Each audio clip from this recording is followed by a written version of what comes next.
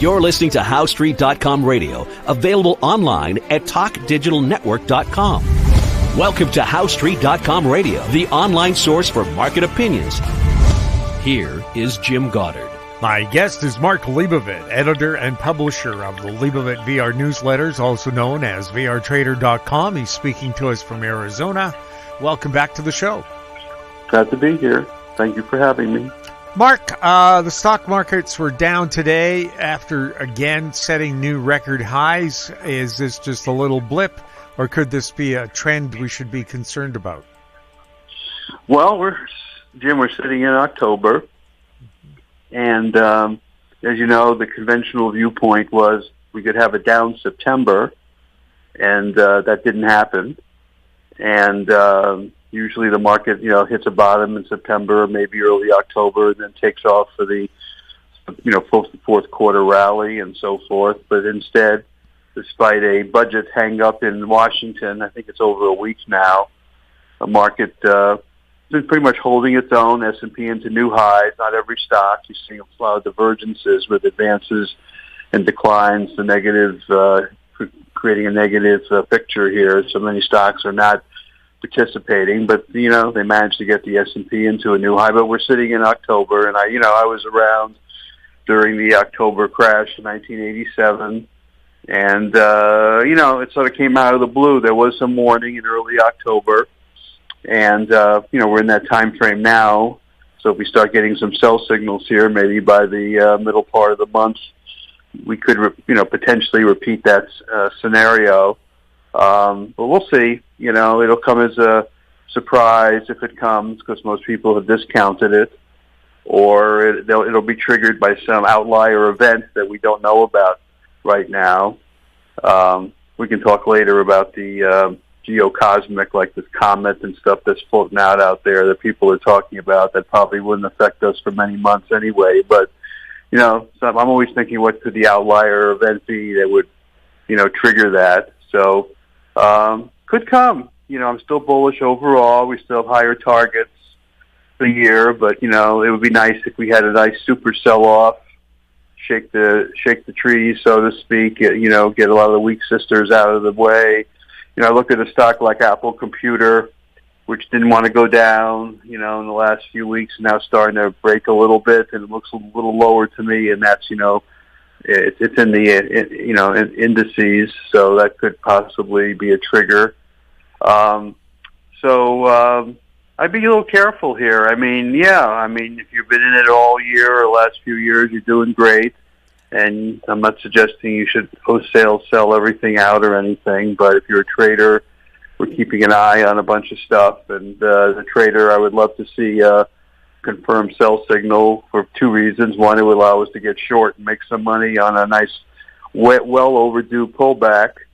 And two, it would provide another buying opportunity on a shakeout. At the same time, we're seeing like all the gold bugs getting shook up here a little bit. Gold was down, $70, $80 today or something last I checked, after it got over 4,000.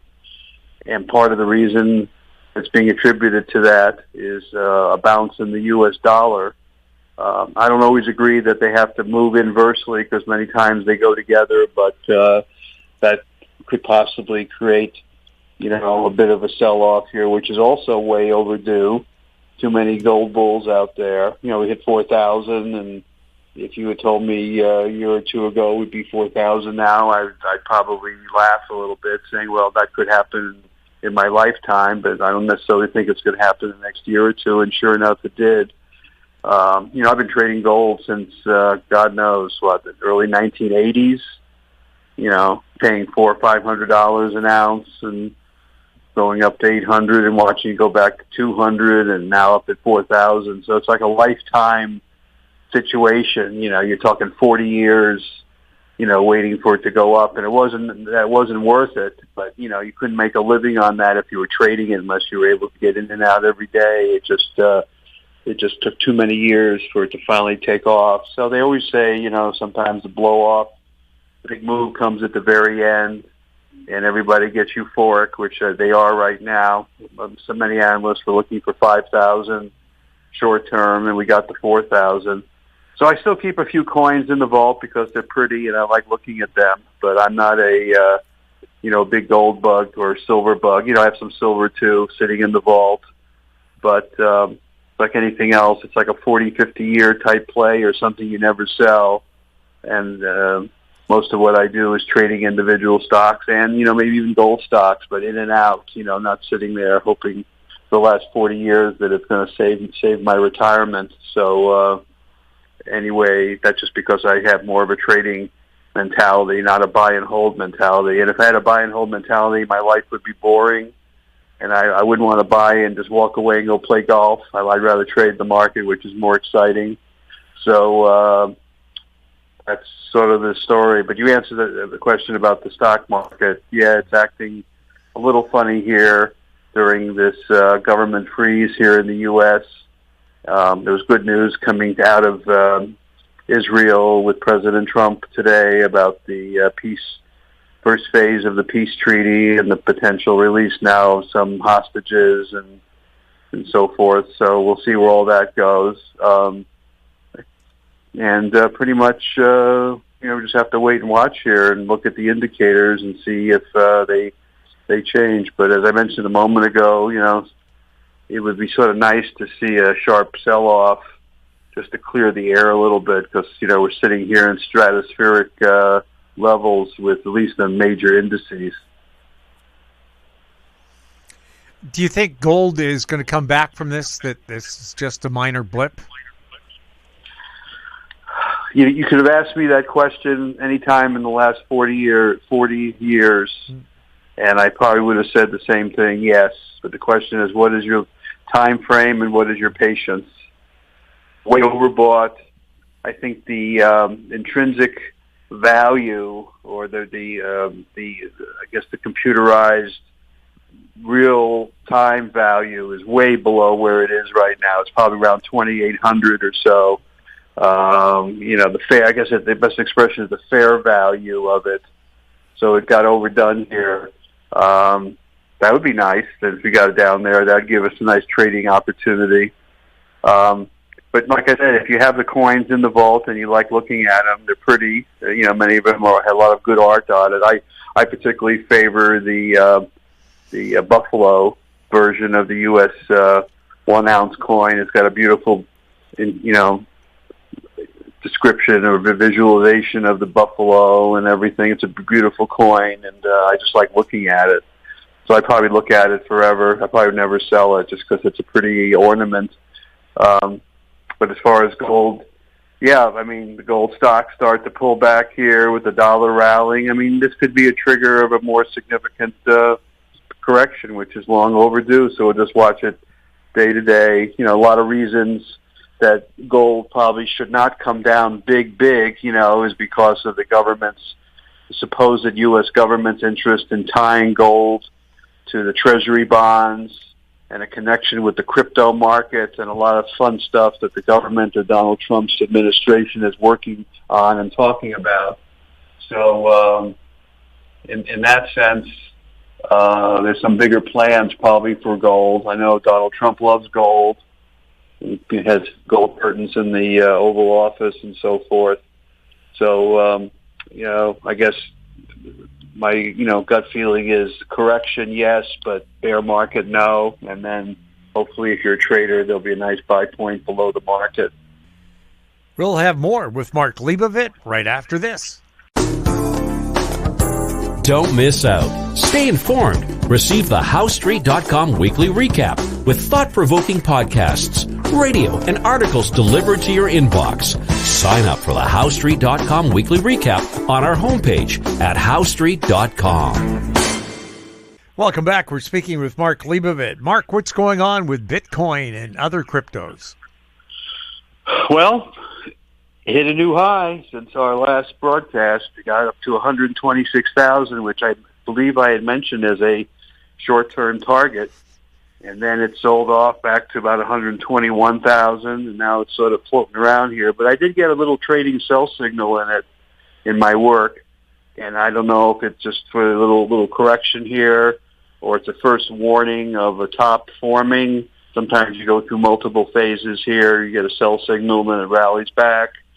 So my overall feeling is you got to be careful because it's way up here, and it could go to 135, 140, 150. That's still possible, and it could happen between now and the end of the year. But we're in a sort of a Bitcoin, crypto, more Bitcoin than crypto. Many have done well, but Bitcoin itself a bit of a frenzy phase here. A lot of talk about it, the new highs. When it sold down to about 78,000, if you remember 3 months ago, that was a nice buy point. It's rallied, how much, $50,000 since then. So it's had a big move. So I have it in my newsletter. We've had it for a long time, my blockchain letter. I'm not selling it here, though I'm very tempted to do so. I'm just watching carefully. Sometimes, tops are complicated events. You get a sell signal, as I mentioned a moment ago, you rally back up again, and you go through this choppy topping phase. So there is a chance that between now and year end, we could get a very significant intermediate top forming, and whether we just saw it at 126,000 or whether it'll come, 10 or 15,000 higher between now and year end is a possibility. It doesn't mean it's the end of Bitcoin. It just means you may go through a very serious corrective phase. We've seen many of these in the last 13 years or so. So we're still in it, but I'm getting a bit nervous, and we'll just have to watch. What's going on with crude? I'm still a bear. I'm long the inverse ETF for crude oil, hoping that we'll see $47 a barrel, which is sort of an unfulfilled target. And at the same time, we're starting to see a little life in natural gas, but just can't seem to hold its gains. It starts to pop up and then pull back. And the reason I bring that up, because there's a big connection now with the big demand for nuclear energy to fulfill the demands of AI and so forth. At the same time, they're talking about, until those nuclear plants get up and provide all the energy we need to run these computers and so forth, they may have to rely on natural gas as a bridge. GE Vernova, which is the big company that produces many of the reactors, also produces equipment for natural gas energy production as well. And their business seems to be booming there. So, I just have this gut feeling, and looking at the charts, that, there's still a chance here natural gas could have a big run just during this bridge period between now and the time nuclear actually kicks in. And this could be not, 1 or 2 day comment. It could be multi-months or even a couple-year time frame. It depends when the nuclear facilities get completed and how soon a company like GE Vernova and others can actually deliver the nuclear equipment that's needed.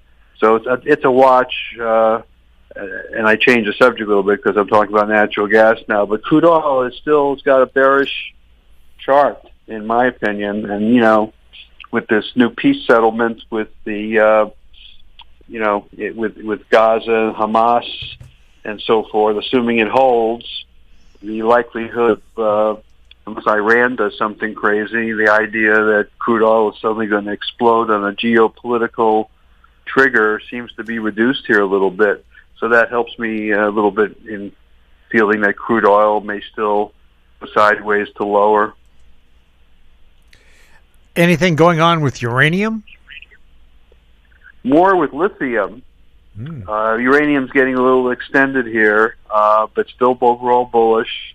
The charts aren't bearish, but it's awfully extended. But lithium, which was way depressed, start to take off here. A lot of lithium stocks have started to rally. And there's a story here the last 24 hours or so, maybe it's going back further to that China is curtailing its lithium exports.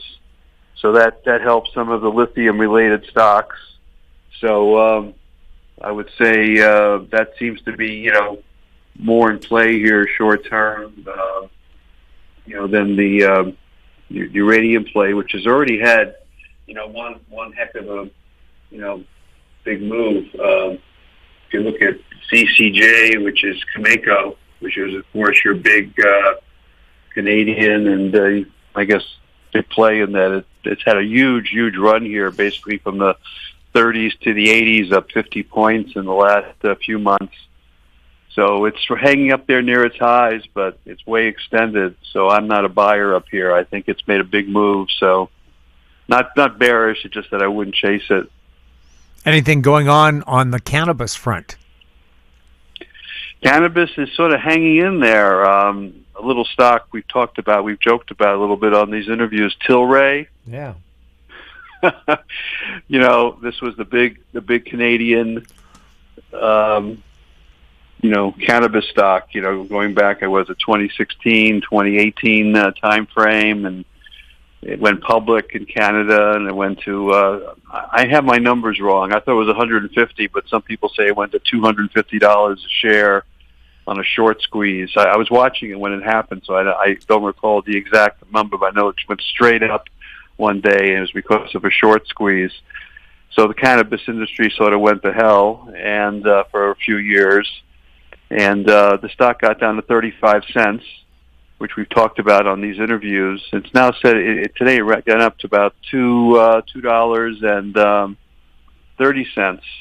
So that's a hell of a percentage move for a cannabis company, which was nearly out of business if you were able to catch it. And we were mentioning it and talking about it when it was way down there. So it had almost a, 9 times advance here. So when you ask how cannabis is doing, if you bought Tilray, which was one of the former leaders here, any time in the past 6 months or so, you probably paid, anywhere from 30 to 80 cents for it, and now it's $2.10. So that did pretty well. But the story is what Donald Trump put out a video a couple weeks ago saying, because seniors need marijuana for health reasons and how it's beneficial. It sort of kicked life back into the cannabis stocks a little bit. So Aurora and True Leave and MSOS, which is the ETF for U.S. cannabis, they all had a big spike, and they're sort of hanging in there, and they look like they want to go higher. So the pressure is to get cannabis rescheduled from Schedule 1 down to 3. And that's, again, we can spend an hour about this. I keep saying the same thing over and again. I hate to keep bringing it up, but there's more to the story than just rescheduling it, including banking laws and things that have to change here in the U.S. because it was never made federally legal like it was done in Canada. So it's a much more complicated situation here. But the fact Trump has been talking about it and the stocks are finding buyers,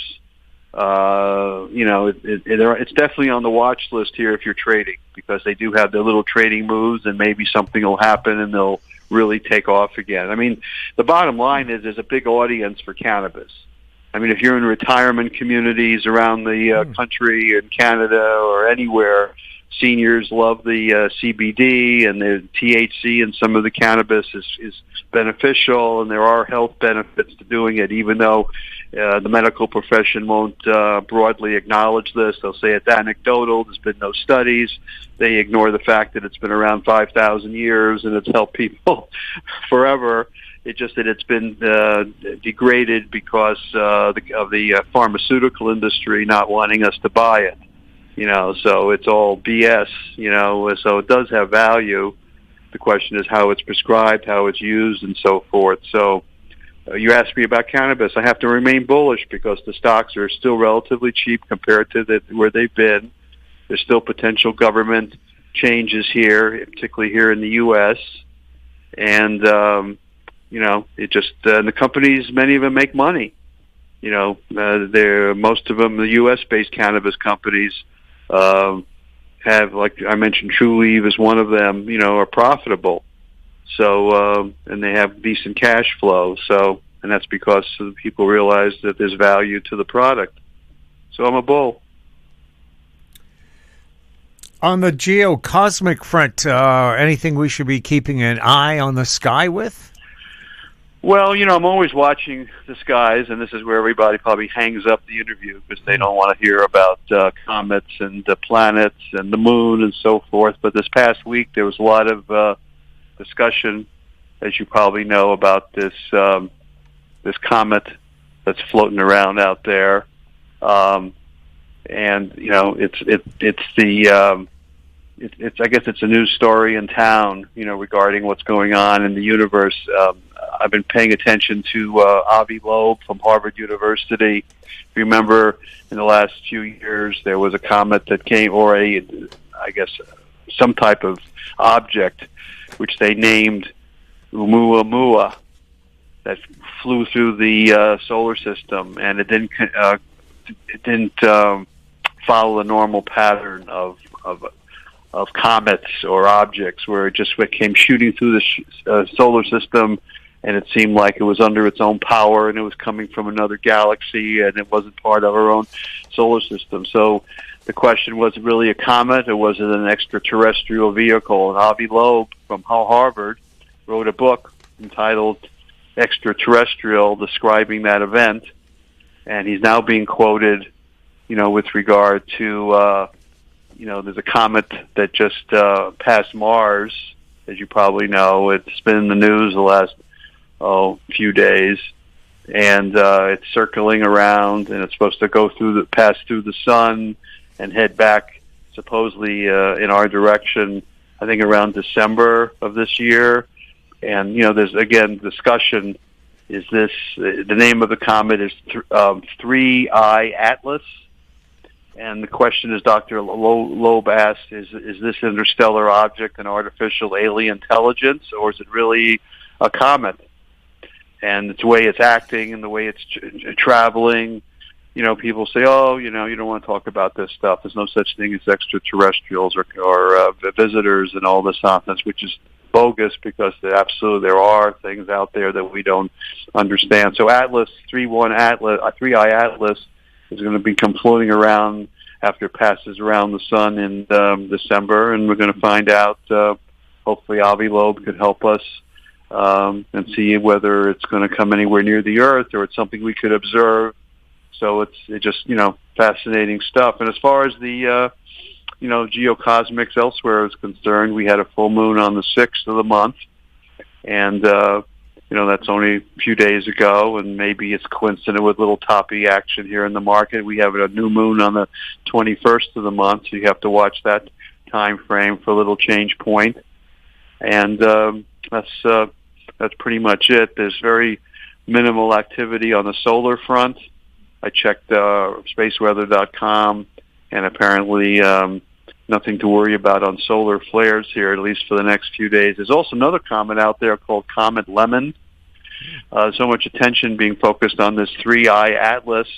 Apparently this is really a comet, and it's floating out there, and you can see it in the night skies. They say more in the southern hemisphere than the northern hemisphere, but you could look for Comet Lemon out there, which is floating out as well. So I became very...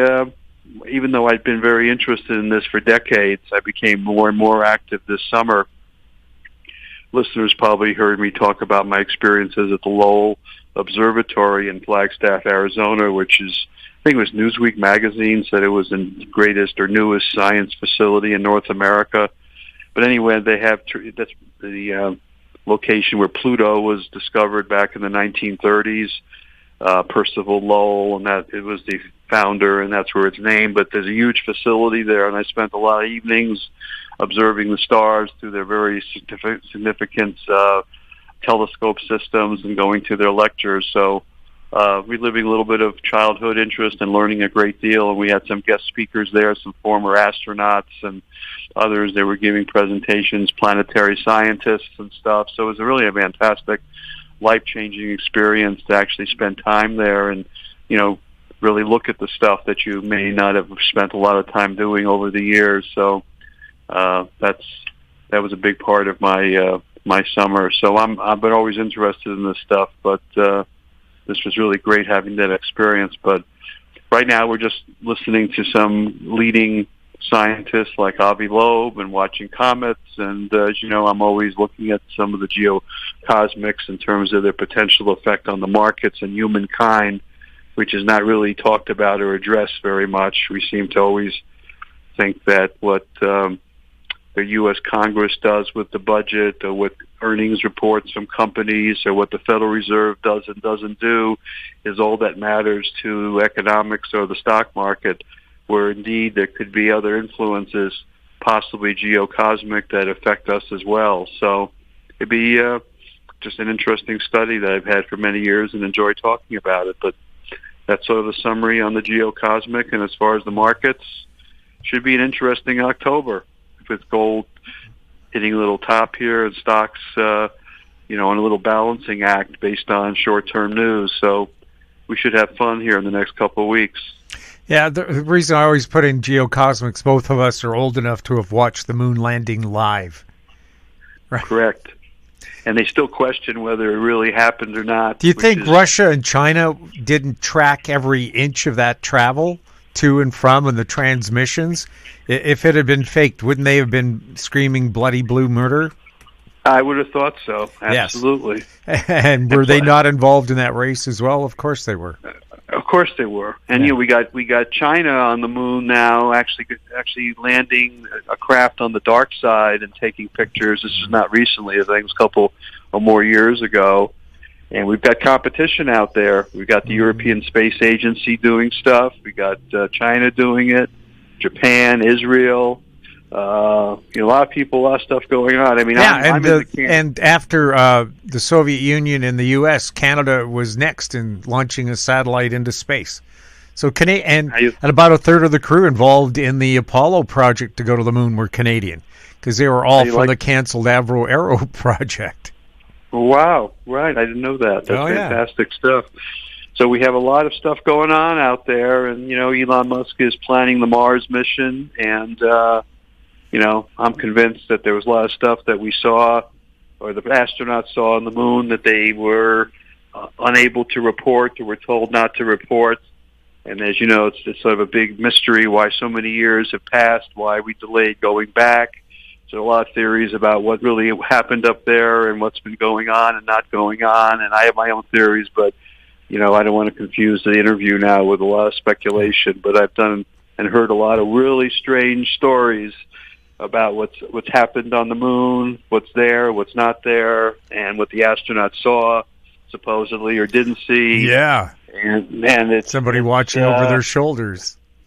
Right. I mean, this tremendous story, and the fact that the stories or rumors are correct, the things that they may have seen on the moon, have contradicted just about all the anti-science, science fiction type stuff that people think is unreal may indeed be true. So fantastic stuff, exciting times. We got exciting markets, we got comets, we've got all kinds of fun things there. This is what makes getting up in the morning well worthwhile.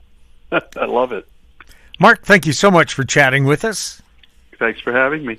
My guest has been Mark Leibovit, editor and publisher of the Leibovit VR newsletters, also known as VRtrader.com. He was speaking to us from Arizona. If you have any questions for Mark or for any of our guests, you can send them to info@howstreet.com. We'll ask that question for you. Our YouTube channel is Talk Digital Network. Find us on X @HowStreet. We're also on Facebook. I'm Jim Goddard. Thank you for listening. Comments made on HowStreet.com radio are an expression of opinion only and should not be construed in any matter whatsoever as recommendations to buy or sell any financial instrument at any time. Available online at TalkDigitalNetwork.com. HowStreet.com radio is a production of HowStreet Media Incorporated.